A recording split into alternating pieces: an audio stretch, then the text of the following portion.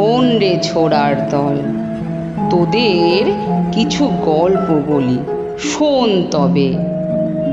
এই ছিলেম আমি 20 বছরের ছোড়া যবে, গেলুম আমি বাগ বাজারে বাঘ ধরতে রে ভাই।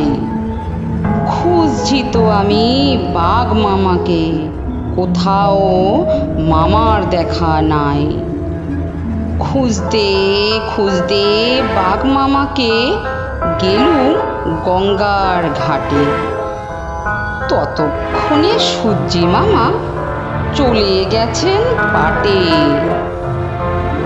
অন্ধকার চারিদিকেতে, দেখা যায় না কিছু, মনে হচ্ছে যেন কেউ আসছে আমার পিছু পিছু।